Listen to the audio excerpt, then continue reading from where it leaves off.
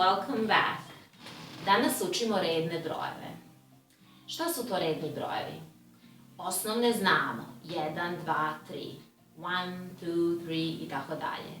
Redni brojevi su međutim malo drugačiji. Naprimer, kada hoćete da kažete prvi teniser na svetu, reći ćete the first tennis player in the world. Kada želite da kažete drugi sprat, nećete reći two, nego the second floor.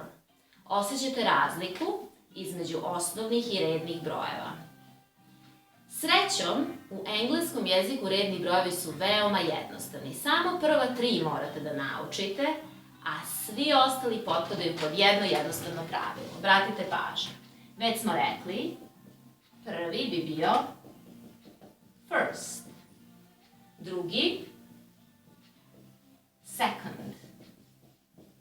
I treći, third. Svi ostali redni brojevi su vam već poznati. Zašto? Zato što ste naučili osnovne brojeve. Uzet ćete osnovni broj. Kad kažem osnovni, mislim na ono kad smo učili da brojimo 4, 5, 6, 7, 8. I na te osnovne brojeve ćete dodavati jedno th. TH skraćeno u pisanju, a u govoru se to čuje kao jedno t na kraju reči. Dakle, fourth, fifth, sixth, seventh, eighth, ninth, tenth i tako dalje.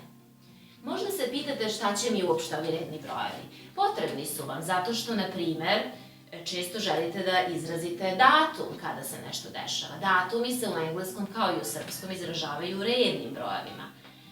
Ne kažemo 1 januar, nego 1. januar, pa tako i u engleskom ćete reći the first of January, the second of January, the third of January. Sada ste primetili neke dve male reči koje ja umećem. O čemu se radi? The first of January, na primer. The za sada prihvatite kao takvo, inače je to član, određeni član. I to je prosto jedna mala korisna reč koja se često stavlja ispred drugih reči u engleskom. Za sada nećemo ulaziti u više detalja.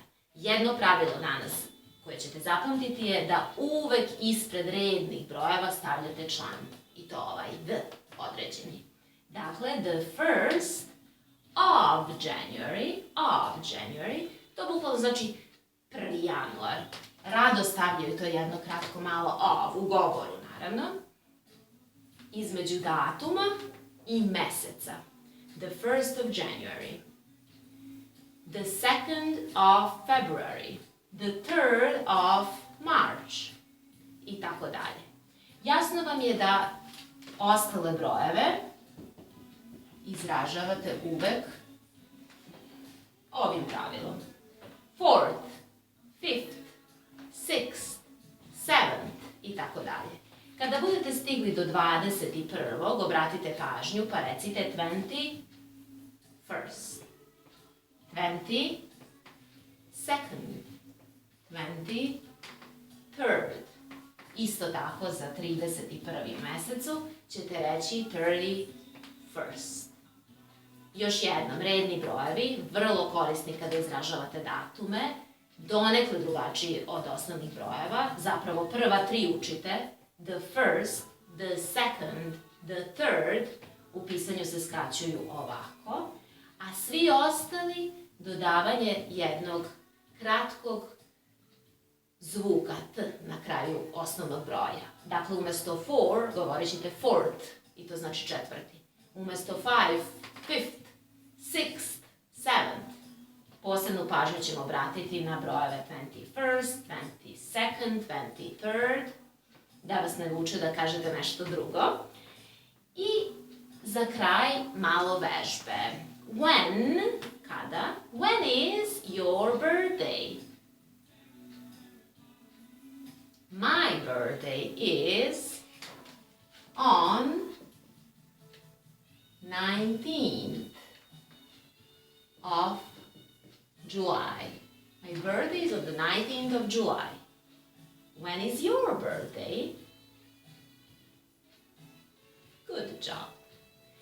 Jasno vam je da uz datum stavljamo on, kao što smo to činili uz dane u nedelji. On Monday, on Tuesday, on Wednesday. Da ste mi rekli samo moj rođendan je u julu, rekli biste my birthday is in July. Uz mesece koristimo in. Međutim, ako imate tačan datum, reći ćete on. When is Christmas? Kada je Božić?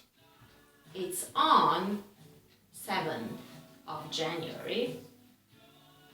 7. januara za nas. Ili it's on 25th of December. 25. je decembra. Bitno je samo da puno vežbate izražavanje datuma i zapravo korišćenje ovih rednih brojeva, ali u biti vrlo su jednostavni. Još jedna informacija. Da kažete da živite na prvom spratu, na primjer, rekli biste I live on the first floor. I live on the first floor. Ili on the first floor. What floor do you live on? Na kom spratu vi živite? I live on the third floor. Vežbajte. Novak Djokovic is the first in the world. The first tennis player in the world. Čuli ste verovatno i number one, ali ako želite da kažete da je prvi, koristit ćete redni broj.